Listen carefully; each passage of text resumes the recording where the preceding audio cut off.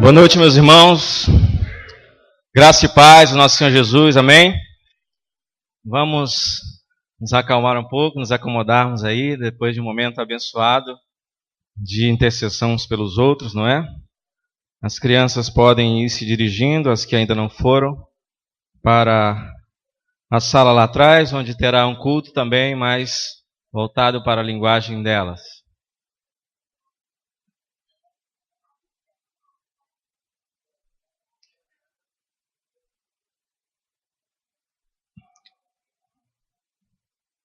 Já peço que os irmãos abram as suas Bíblias e deixem aberta, por favor, no livro de Colossenses, no capítulo 3, versículos de 1 a 5, parte A. Colossenses 3, de 1 a 5, parte A.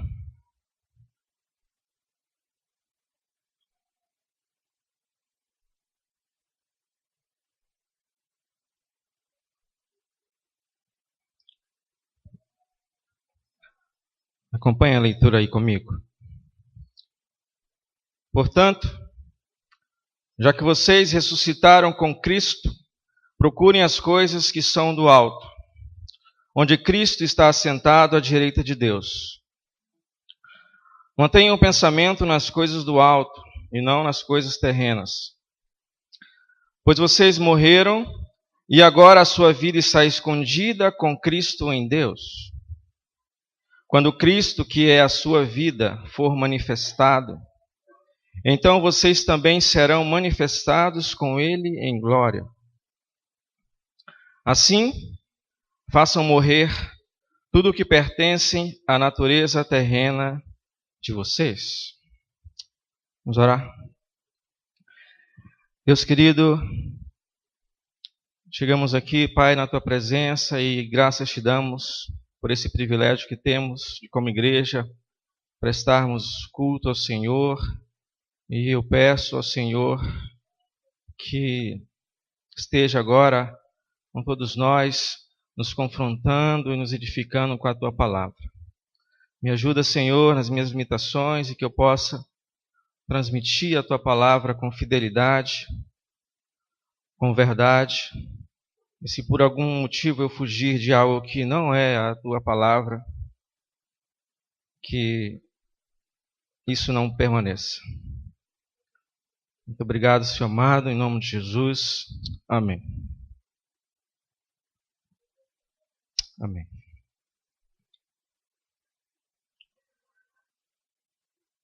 Muito bem. Eu queria dizer que nós vamos falar no livro de Colossenses, que o irmão Ítalo pregou domingo passado no capítulo 1. Eu quero dizer que eu não combinei nada com ele, né? A mensagem já estava pronta de antemão também. E em certa medida nós vamos retornar um pouquinho ao que o irmão Ítalo muito bem falou, já que é um contexto que está ligado, né? Saímos do capítulo 1, estamos no 3, e vamos falar muito do 2, que remete a 1 também. Amém? Então eu trago como tema para a mensagem de hoje evidências de uma conversão genuína. Evidências de uma conversão genuína.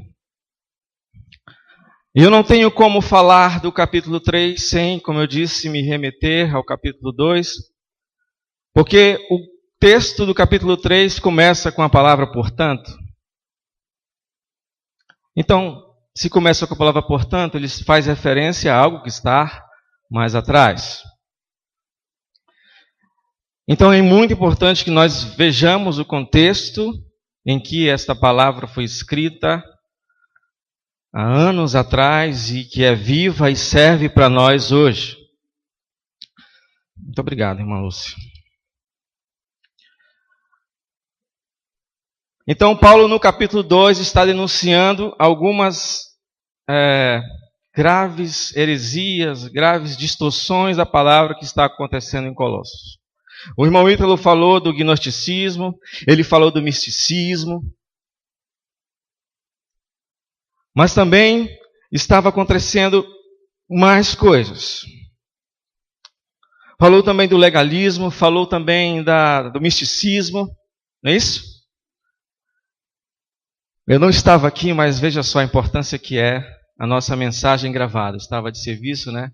E quão importante essa ferramenta, irmãos, que nós temos aqui, que é a mensagem gravada. Então, quem não viu, quem não está aqui pode ver, e quem está aqui pode rever alguma coisa que de repente deixou passar. Mas nós vamos falar de mais algumas coisas também que estavam acontecendo ali. Havia falsos profetas, havia irmãos infiltrados ali, com ideias completamente esquisitas, esdrúxulas,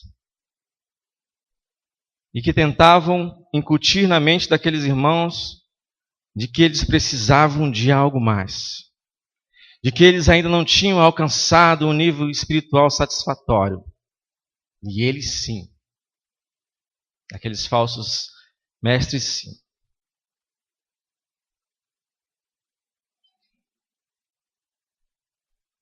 Então volte um pouquinho a sua página, a sua Bíblia. Olha só no versículo 16 do capítulo 2, o que é dito sobre o legalismo.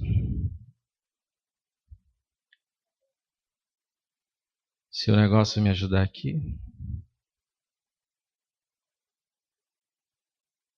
Você está passando? Deixa que eu passo. Senão a gente fica, né?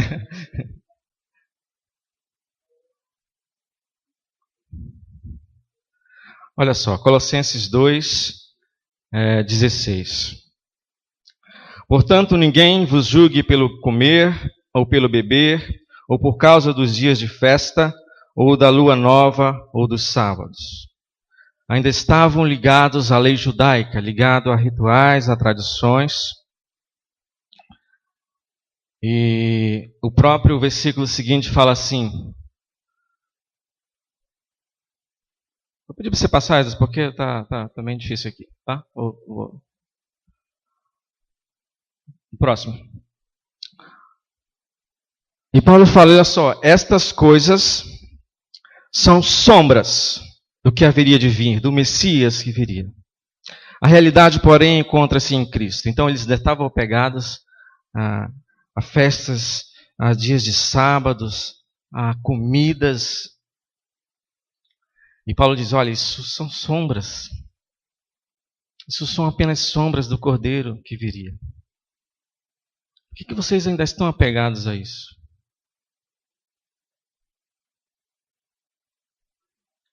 Depois, no versículo 18, ele vai falar do sincretismo. O que é o sincretismo? É aquilo que tenta acrescentar algo a mais a Cristo. Só Cristo não é suficiente, você precisa de uma experiência a mais. Eu já vi em programas de TV o pastor dizer que alguém que estava endemoniado, que o demônio era tão forte, que só no nome de Jesus ele não estava saindo. Acreditam nisso? Então ele teve que usar algo a mais. Porque só em nome de Jesus o demônio não saía.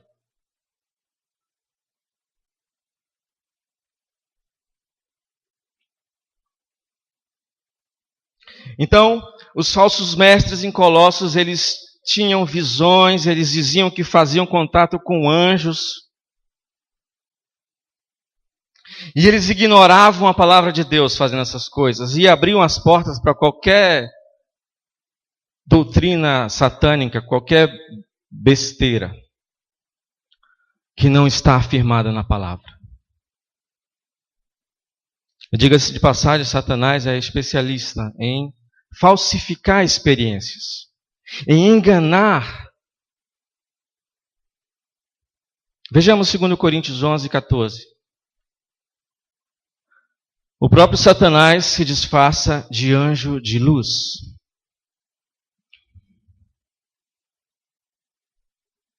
Então, olha o que Paulo fala sobre o sincretismo na igreja de Colossos. Próximo slide.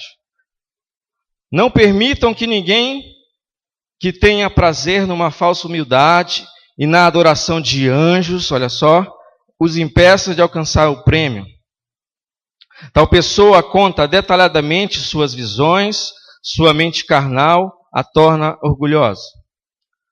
Trata-se de alguém que não está unido à cabeça, a partir do qual todo o corpo, sustentado e unido por seus ligamentos e juntas, efetua o crescimento ligado por Deus. Eles estavam completamente fora da palavra. Falando abobrinha.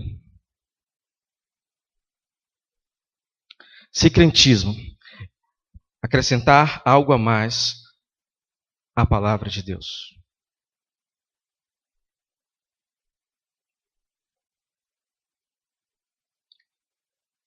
O comentarista W. Wisby, ele fala uma vez que ele estava no aeroporto e chegou um jovem com um livro para vender para ele. E pela capa ele disse que o livro era algo de cultura japonesa, algo místico assim da cultura japonesa. E ele tentou vender esse livro ao rapaz, ao W. Wisby, que é o comentarista bíblico, né? E ele falou assim: meu rapaz, eu já tenho um livro que me diz tudo o que eu preciso. E ele foi e tirou a Bíblia dele da pasta, e o rapaz já reconhecendo a Bíblia, e falou: não, ok, nós não somos contra a Bíblia. Nós só queremos acrescentar algo mais à sua fé. Esse livro aqui vai fortalecer também a sua fé. E ele dizia isso com muita convicção. Ao que ele retrucou, ele falou: olha só, ninguém, nada, pode me oferecer mais do que aquilo que Jesus Cristo já me deu. Meu jovem aqui já tem tudo. E quando ele foi abrir alguma passagem para evangelizar aquele jovem, ele já tinha ido embora. Ele já tinha ido embora. Sincretismo. E infelizmente muitos cristãos ainda acreditam há pessoas, que há religiões, que há disciplinas que podem acrescentar algo a mais à sua experiência ou à sua vida espiritual.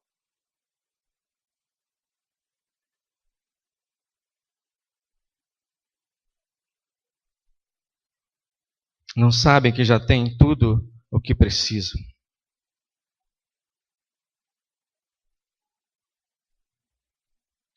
E nos versos seguintes, de 20 a 23, Paulo vai falar do ascetismo. O que é o ascetismo? É quando se você tiver prazer em alguma coisa, você ter prazer em algo, quando tudo parece ir bem na sua vida, isso é motivo de tristeza. É aquela pessoa que quando está tudo bem, ela se sente mal. Porque ela acha que ela precisa estar em algum nível de sofrimento para que sua vida espiritual seja melhor. Então ela se priva de algumas coisas, ela se priva até de um belo pudim ou um chocolate, porque é tão gostoso que ela vai sentir um prazer, e ela se priva daquilo, porque ela está sentindo prazer. Sentir prazer, sentir algo gostoso, enfraquece a sua vida espiritual. Esse é o asceta. Esse é o asceta. Então olha só o que ele diz sobre o ascetismo.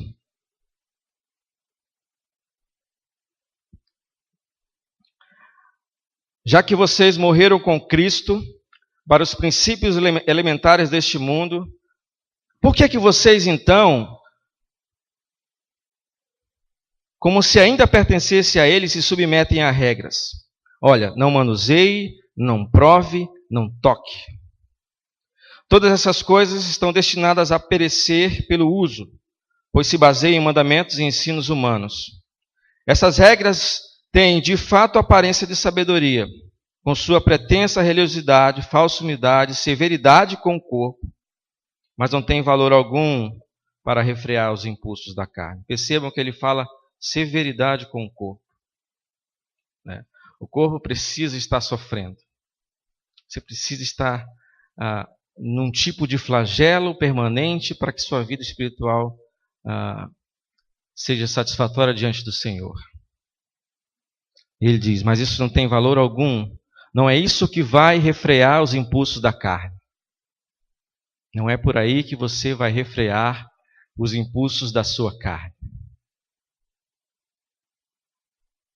Então, meus queridos, essas correntes, já fizemos um contexto histórico do capítulo 3, do qual nós adentraremos agora. Essas correntes, o gnosticismo, o legalismo, o ascetismo e todas essas outras coisas, Paulo se reporta a ela. Porque as pessoas, os cristãos da época, estavam ligados a isso ainda, a essas heresias.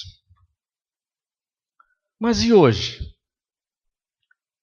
O que nós temos hoje, nesse sentido?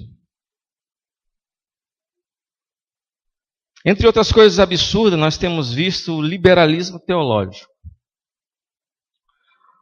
Cuidado com os liberais teológicos. Eles estão aqui no meio de nós. Não aqui na videira, mas por aí tem. Não sei, de repente, né? Olha só, o liberal ele nega a autoridade das Escrituras. O liberal ele nega alguns milagres de Jesus. O liberal ele não crê no sobrenatural de Deus. E ele é geralmente universalista. Ele acha que no final das contas, no apagar das luzes, todos vão ser salvos.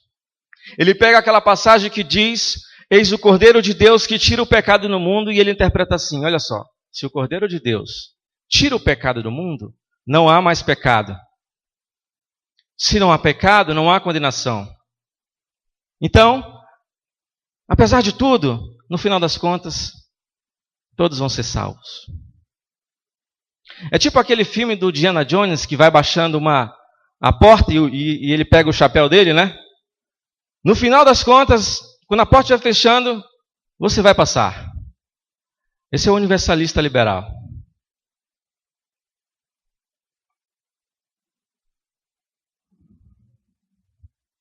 Colocando todo o sacrifício do Cordeiro em vão.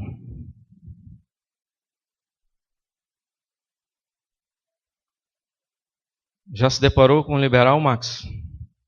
Por aí? Você saiu bem?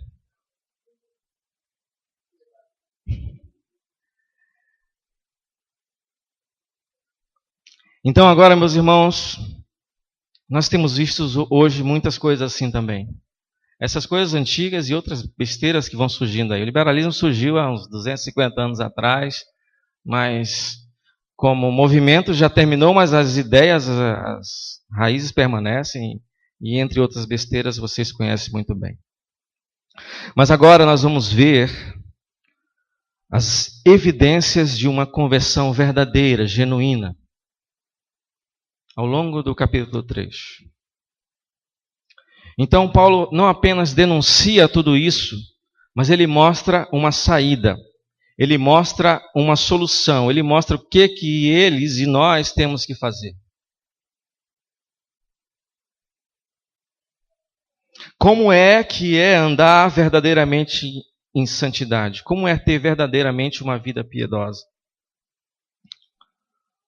Próximo slide. A nova vida em Cristo é evidenciada quando buscamos as coisas que são do alto, e não as coisas terrenas. A nova vida em Cristo é evidenciada quando buscamos as coisas que são do alto e não as coisas terrenas. Então, meus queridos, o cristão que vive sua vida com os olhos aqui nesta terra é capaz até de dizer assim: Senhor, eu ainda tenho a minha faculdade, eu ainda não comprei a minha casa, eu preciso me casar, eu tenho tanta coisa para fazer, o céu deve ser maravilhoso mesmo, a sua glória deve ser muito boa, mas não volta agora não. Se o senhor pretendia voltar agora, espera mais uns 40 anos, tá bom? Porque eu tenho tantos sonhos, tantos desejos não realizados, a minha lista é infindável.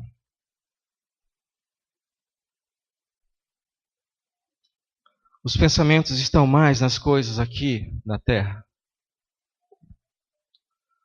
O cristão que pensa assim precisa rever se ele não está amando mais o mundo, mais as coisas do mundo, os prazeres do mundo, do que a Deus. Nós precisamos ansiar, esperar ansiosamente, anelar pela volta de Cristo como se fosse amanhã.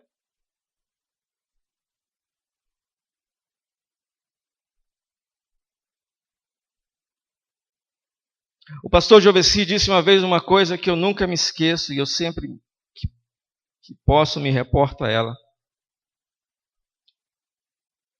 Ele diz assim: você acha que o que eu mais quero na minha vida é ver o meu neto? Você acha que o que eu mais quero na minha vida é ver meus filhos casando? Essas coisas são muito boas e eu quero isso mesmo. Mas o que eu mais quero, o que eu mais queria agora, era ouvir uma trombeta tocar. E ao soar dessa trombeta, o Senhor Jesus virá sobre as nuvens com poder e glória.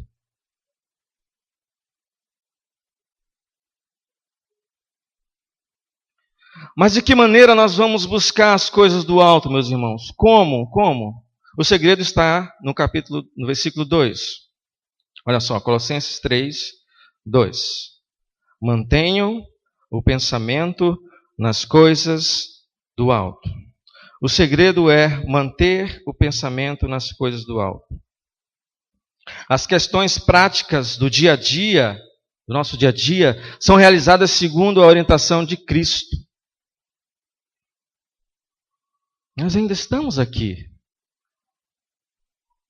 Mas o nosso proceder aqui deve ser de acordo com a orientação do céu.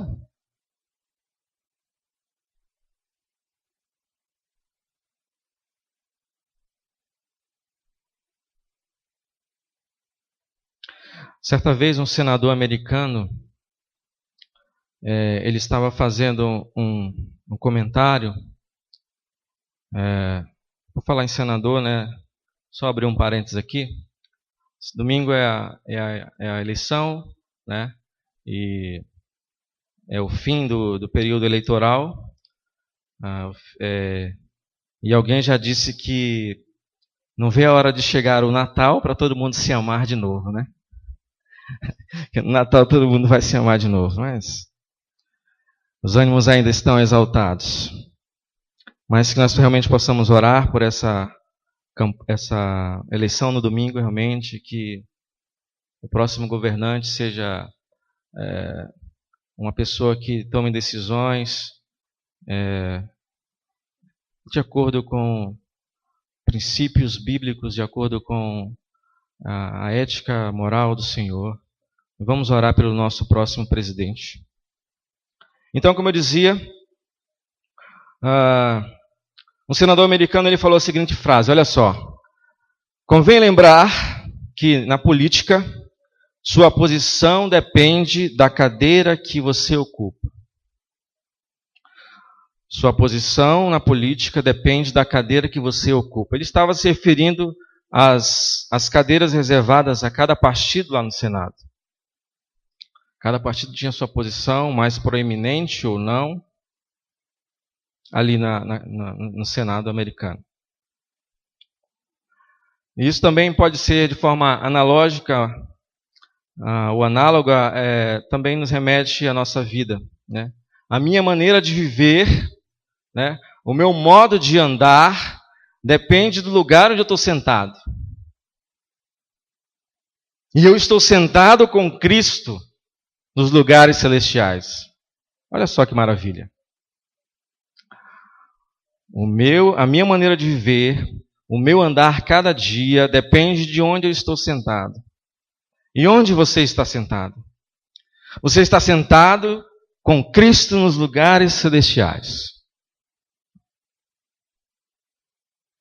Então, meus irmãos, olha só, quando a nação de Israel chegou na terra prometida, estava com um pezinho na terra prometida, muitos israelitas se recusaram a entrar pela sua rebeldia, pela sua incredulidade, pela sua obstinação, e tiveram por conta disso que vagar mais 40 anos pelo deserto, e muitos morreram, os que tinham mais de 21 anos, já estavam com o pé na terra prometida. Mas apenas 2, Caleb e Josué, conseguiram essa vitória. Por quê? Porque a sua mente e o seu coração estavam nas coisas do alto, estavam em Canaã. Apesar de estar passando por tudo aquilo no deserto, sede, fome, agruras, calor, o pensamento dele estava em Canaã. Ele manteve o pensamento nas coisas do alto, ao contrário dos demais.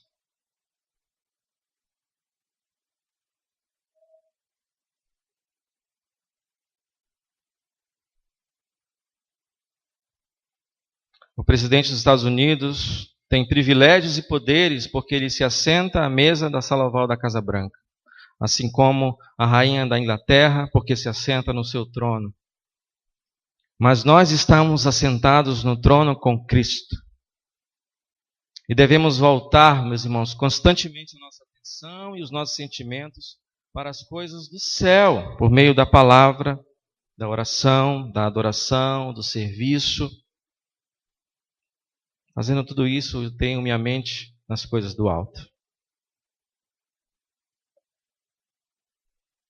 Então é possível desfrutar dias no céu, é possível desfrutar um pouquinho da esperança que nós vamos experimentar completa aqui na terra, se nós mantivermos o nosso pensamento nas coisas do alto.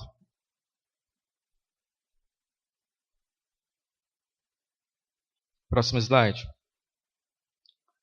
A nova vida em Cristo é evidenciada pela nossa identificação com Cristo. A nossa verdadeira conversão, meus irmãos, passa inevitavelmente pela nossa identificação com Cristo. Como eu me identifico com Cristo? Não há conversão sem Jesus. Não há salvação sem essa rocha que é Cristo. Mas se eu sou convertido, se eu busco uma vida de santidade, como eu tenho me identificado com Cristo? Como eu tenho me identificado com Cristo?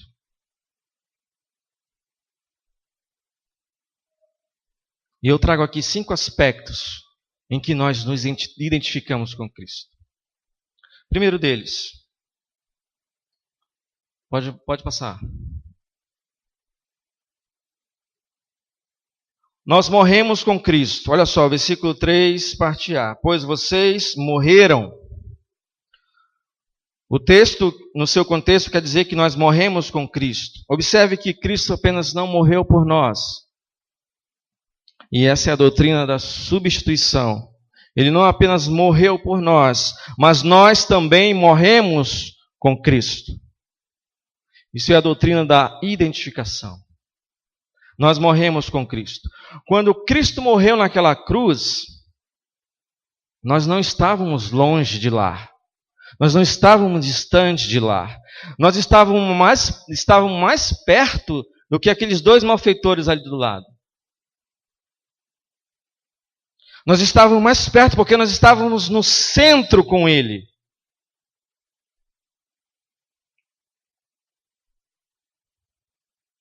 Nós somos crucificados no centro com Ele, nós morremos com Ele, nós estávamos nele.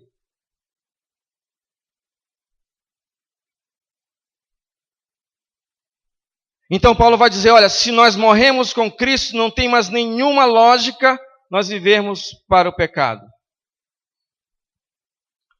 Um defunto, um morto, não tem mais interesse nenhum nas coisas dessa terra. Ele cortou o seu elo de ligação quando ele morreu com esse mundo.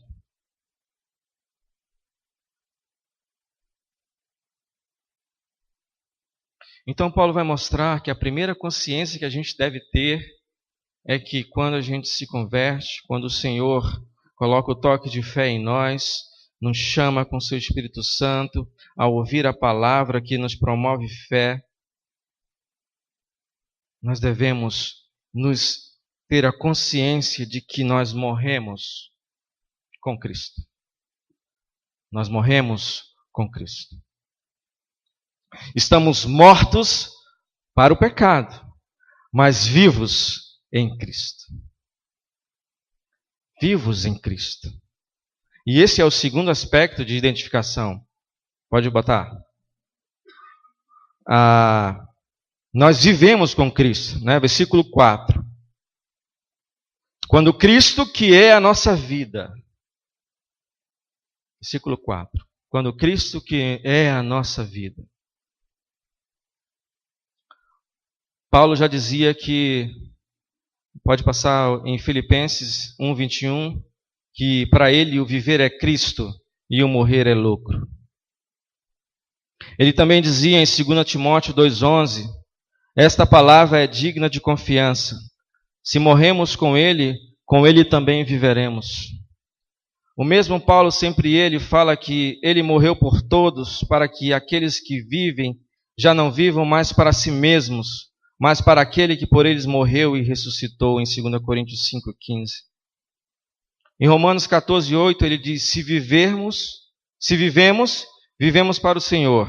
Se morremos, morremos para o Senhor. Assim, quer vivamos, quer morramos, pertencemos ao Senhor.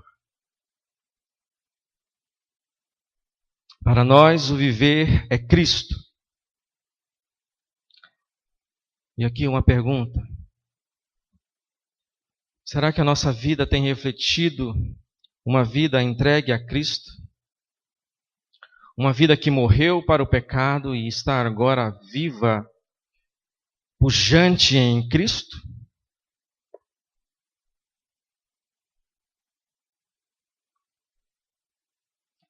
Você já ouviu algumas pessoas dizerem assim, a música é a minha vida, ou o esporte é a minha vida, ou fulano vive para o trabalho, vive para trabalhar, a vida dele é a carreira profissional. Já ouvimos isso, não é? O que isso significa? Que para essas pessoas, elas encontraram tudo na sua vida nessas coisas. Na música, no esporte, no trabalho. Para elas a vida se resume a isso.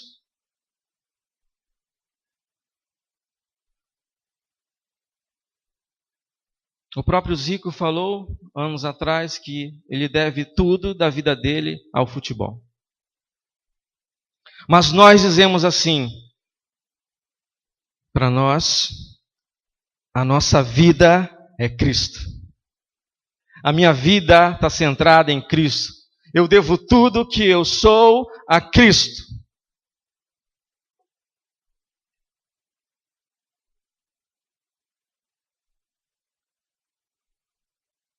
A minha vida gravita ao redor dele. É isso que Paulo quer dizer.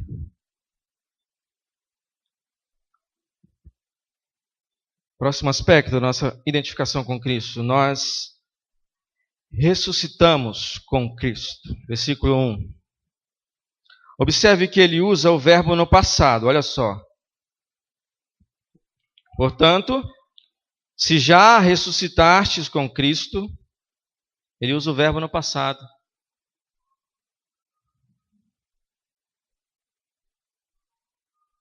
E é interessante que essa versão aqui, a de cima, aliás, a de baixo, ele usa a condicionante se ali, depois do portanto, né? A NVI usa o já que. Mas essa condicional se, nessa versão, talvez poderia até induzir-nos à dúvida.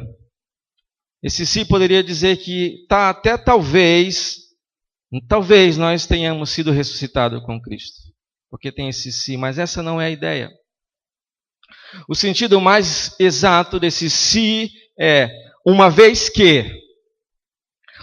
que nós já fomos ressuscitados com Cristo, devemos buscar as coisas do alto. Então essa condicionante não deve gerar dúvida, é uma certeza. É uma vez que, não é se vocês foram ressuscitados, nós já fomos, é certeza, é verdade, é fato. Não há dúvida. Não há a menor possibilidade, meu querido irmão, se você morreu com Cristo, obrigatoriamente você também ressuscitou com Ele. Não há possibilidade de alguém que foi morto com Cristo não também ter sido ressuscitado com Ele.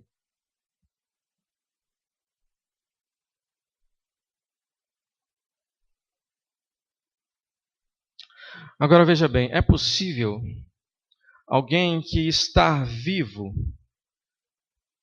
ainda andar morando na sepultura? Lembram de Lázaro? Ele foi ressuscitado, ele estava fisicamente morto, e ele foi ressuscitado. Mas ainda vivo, ele ainda estava coberto das suas mortalhas, aqueles tecidos que envolviam, né, o morto. Mesmo vivo, ainda acabado de ressuscitar, ainda estava envolto aquelas mortalhas.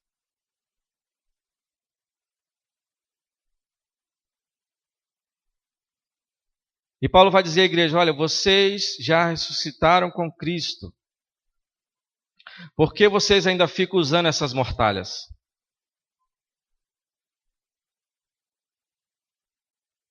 Por que vocês insistem em usar essas práticas pecaminosas?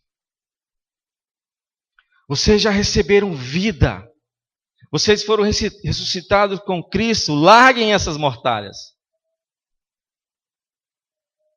Não andem na sepultura, vocês já estão vivos.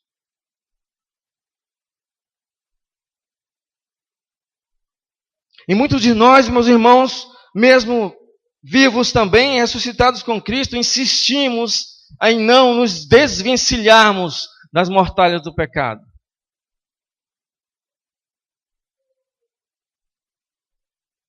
Relutamos com o nosso pecado de estimação. Mesmo ressuscitado dos mortos, ainda andamos na sepultura.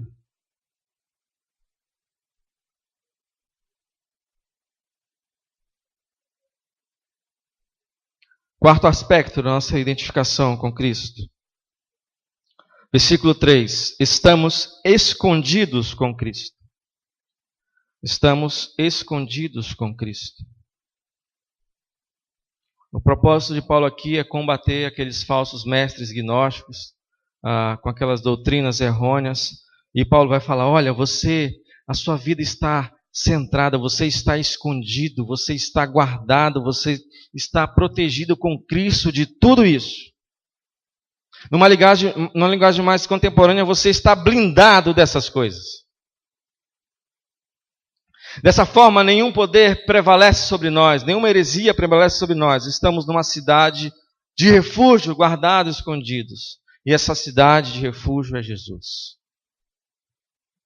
Estamos escondidos com Cristo. E nisso nós nos identificamos com Ele. Então, meus queridos, a vida cristã é uma vida oculta, escondida, no que se refere ao que é este mundo. Pois o mundo não conhece a Cristo. A nossa esfera de vida até pode estar aqui nesta terra, mas deve ser centrada nas coisas do alto. Agora, isso não significa que você vai ignorar suas responsabilidades aqui no mundo. Né?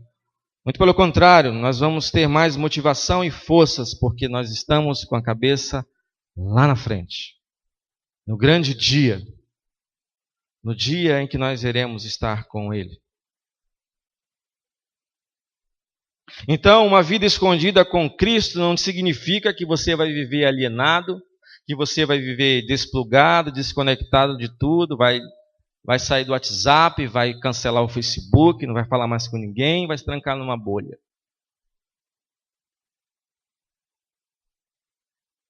Temos nossas lutas, nossas batalhas e nossas responsabilidades naturais aqui nesta terra. Quinto aspecto, a nossa identificação com Cristo. Nós estamos glorificados com Cristo. Versículo 4. Quando Cristo, que é a nossa vida, se manifestar, então também vós vos manifestarei com Ele em glória. Quando Ele se manifestar, entraremos na glória eterna com Cristo. Quando Cristo for revelado em sua glória, nós também seremos revelados em glória. Mas espera aí. Olha só o que Paulo fala em Romanos 8,30. Ele diz que nós já estamos glorificados. E aos que predestinou, a esses também chamou. E aos que chamou, a esses também justificou. E aos que justificou, a esses também glorificou. No passado. Já estamos glorificados?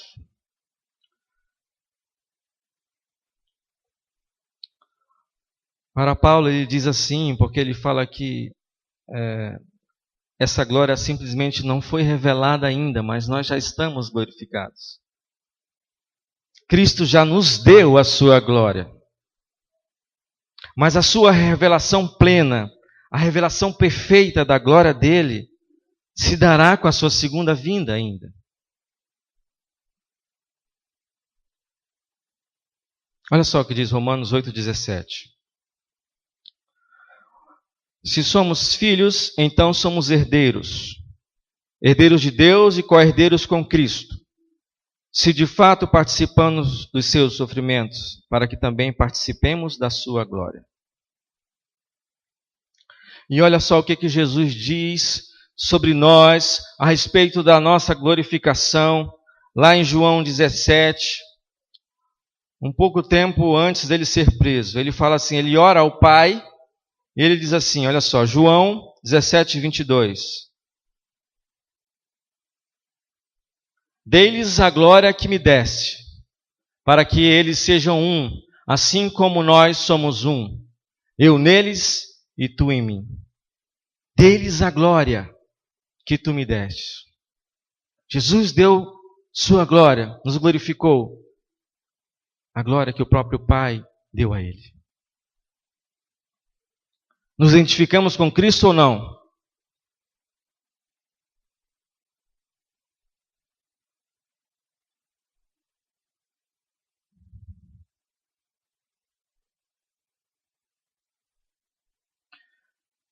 Então, alguma coisa importante que você poderia notar? Uma citação de F. Bruce. Ele diz assim: a santificação é a conformação progressiva à imagem de Cristo aqui e agora.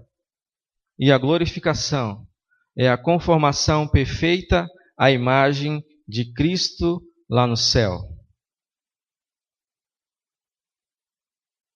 Então a glorificação é a conformação perfeita à imagem de Cristo lá no céu.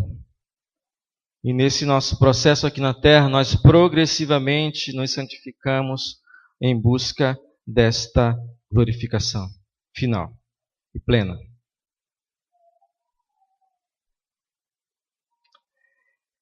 Então, resumindo, santificação é a glória começada. Anote aí. Santificação é a glória começada. E a glória é a santificação completada. É isso que Paulo está querendo dizer.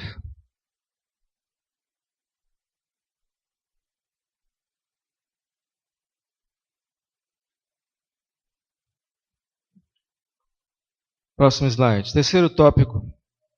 De uma vida que evidencia uma conversão genuína.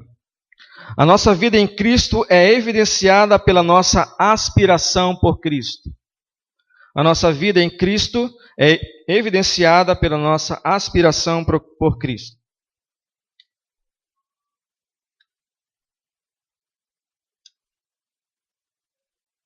Vontade de querer estar sempre com Ele. Diariamente nos deleitarmos na Sua palavra. Isso é aspirar por Cristo.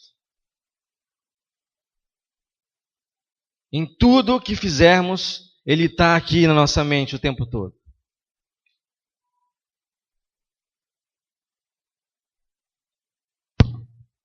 E na aspiração por Cristo, nós podemos perceber dois aspectos. Não está projetado, mas é bem rápido. Está aí no versículo 1, olha só.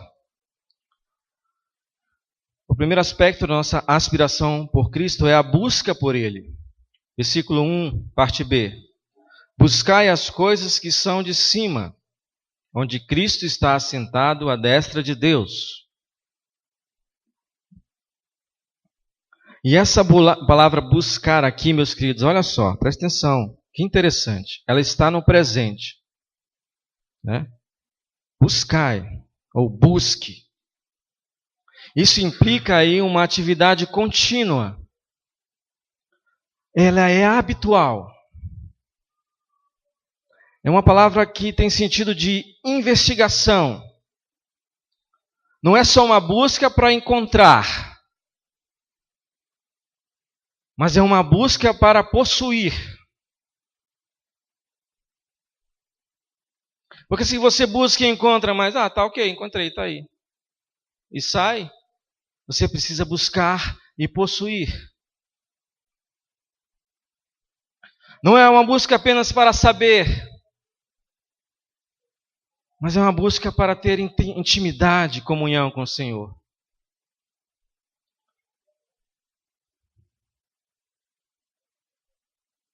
Segundo aspecto, nossa aspiração por Cristo. Pensar nas coisas do alto. À medida que nós buscamos, né, no capítulo 1, o versículo seguinte vai dizer que nós precisamos manter o pensamento nisso. No versículo 1 nós buscamos. E no versículo 2 ele diz, mantenha. Achou, encontrou, possuiu, mantenha o pensamento nisso.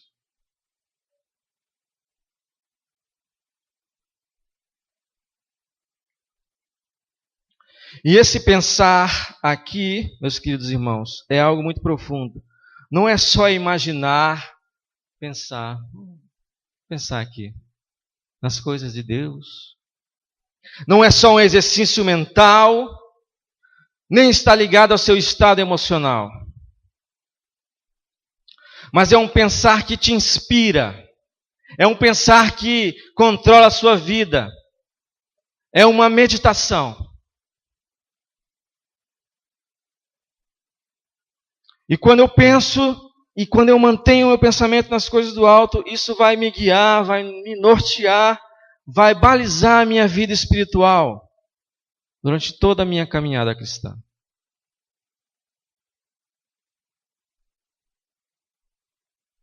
Nós possamos aspirar pelo Senhor, buscar as coisas do alto e manter os pensamentos nestas coisas.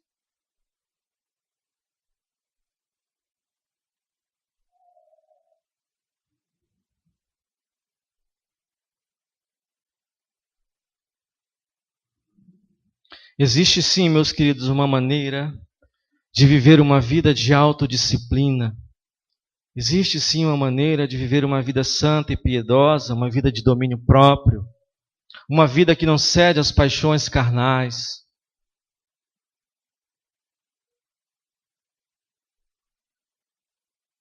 Como assim? Nós devemos andar com nossa certidão de óbito no bolso. O que, meu irmão, que você está falando aí? Você deve andar com a sua certidão de óbito no bolso. Você não morreu com Cristo? Você não morreu para o pecado? Então você tem uma certidão de óbito para o pecado. Ok? Coloque ela no bolso. No seu bolso espiritual. Versículo 5. Mortificai, pois, os vossos membros, ou a vossa carne. Mortificai, pois, os vossos membros e a vossa carne. Esta palavra aqui é a mesma, mortificar, é a mesma da origem da palavra necrotério. Ele está falando de um morto, alguém que se considera um cadáver. É o mesmo que Paulo usa em Romanos 6. Olha só, Romanos 6. Pode passar.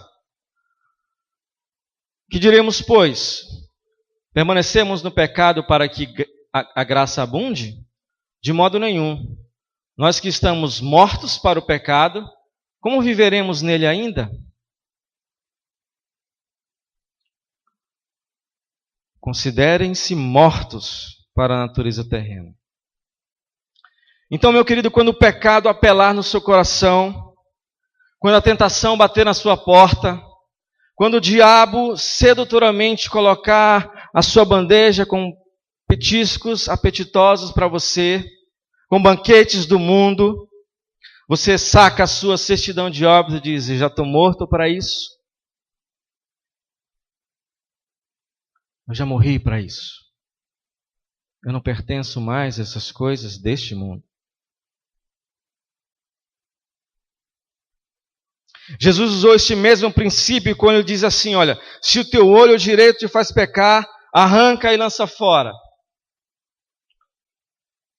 É claro que Paulo e nem Jesus está falando de uma cirurgia literal. Muitos faziam isso antigamente. Se é automutilável. Eu pequei. Corta a mão. Eu olhei o que não devia. Furo o olho. Não é isso que Jesus nem Paulo está falando. Orígenes, um dos pais da igreja, entendeu isso como muitos outros errado e se automutilou. O pecado não está no olho, meus irmãos, o pecado não está na mão, o pecado não está no braço, o pecado está no coração. O pecado está no coração. Então não é uma amputação física que vai tirar a origem desse pecado.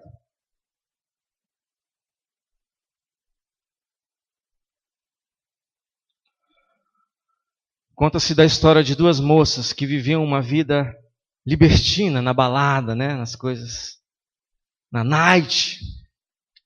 Uma vida desregrada, completamente entregue às paixões carnais. Só que o evangelho poderoso as alcançou e elas morreram para o pecado e viveram e foram ressuscitadas com Cristo. E um belo dia, outras duas parceiras dela, de noitadas, depois de algum tempo se encontraram com elas e disseram: fulana e fulana, há quanto tempo? Vai ter o show de sei lá quem? Vamos lá? O que elas fizeram? Sacaram a certidão de óbito delas e disseram: minhas queridas, nós já morremos para essas coisas. A nossa vida agora está escondida em Cristo. E nós estamos blindadas dessas coisas. Que coisa maravilhosa, irmãos.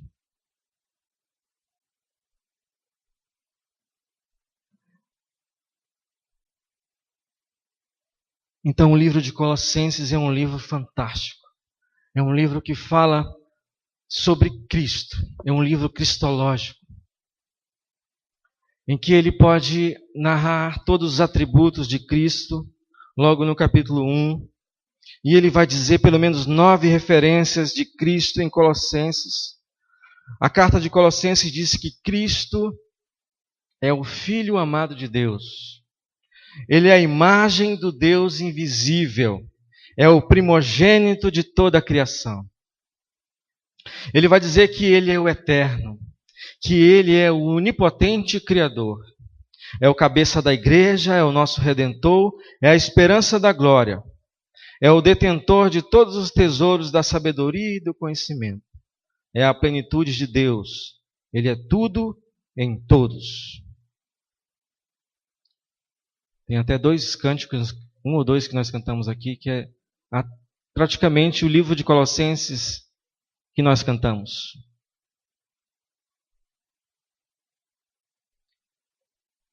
Em que descreve quem é Cristo.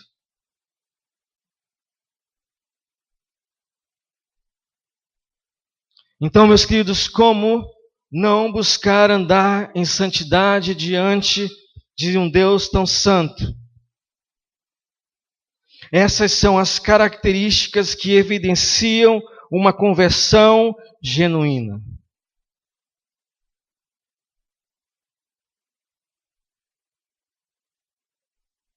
E a minha oração é que nós possamos refletir realmente se a imagem de Cristo está sendo manifestada em nós. Em que eu não tenho me identificado com o Senhor. Em que área da minha vida eu ainda não entendi que eu estou morto.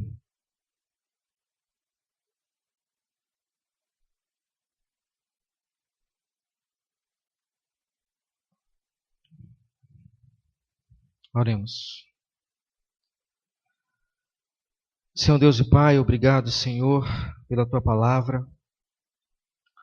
Obrigado, Deus, pela Tua graça e misericórdia. Obrigado porque o Senhor nos alcançou.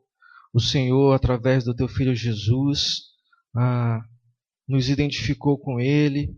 E nós morremos com Ele, nós ressuscitamos com Ele, nós vivemos com Ele.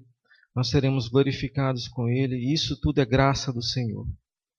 Ó Deus querido, que a Tua palavra nessa semana reverbere em nossos corações.